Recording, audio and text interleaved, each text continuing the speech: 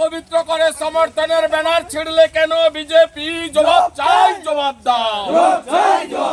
বন্দে মাতরম। BJP দুষ্কৃতীরা এই যে কিনো ছিটছে, দেখো, দেখেছো?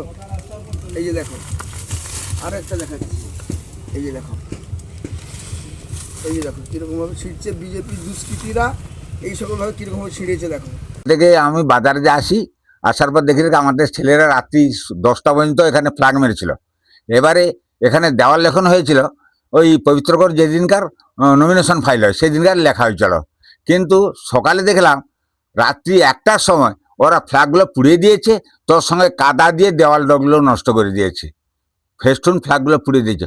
ওরা তো ভয় পেয়েছে, পবিত্র করে ভয় পেয়েছে, ওরা 50,000 ভোটের নিচে নামবে, ওই জন্য হারবার ভয়ে এইরকম মানুষের কাছে এরকম অত্যাচার করা আরম্ভ করছে। পবিত্র কর মহোদয়ের সমর্থনে আমাদের কর্মীরা গতকাল 122 নম্বর বুথে দলীয় তৃণমূল কংগ্রেসের দলীয় ফ্ল্যাগ ফেস্টুন লাগিয়েছিল এবং এখানকার এই 122 নম্বর বুথের কিছু বিজেপির দুষ্কৃতী সহ আরও বেশ কিছু দুষ্কৃতী তারা রাতের অন্ধকারে সমস্ত ফ্ল্যাগ ফেস্টুন রাতের অন্ধকারে ছিঁড়ে পুড়িয়ে দিয়েছে এবং যেখানে সেখানে ফেলে দিয়েছে।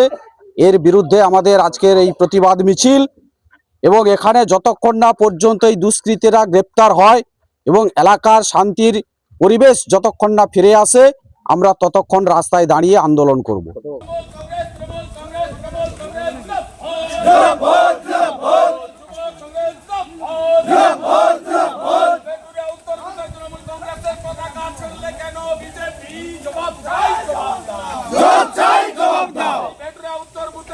কংগ্রেসের পতাকা পুড়লে কেন বিজেপি? জবাব চাই, জবাব দাও। এবারে ভাই ভোটের লড়াই এই এখানেই দেখবো।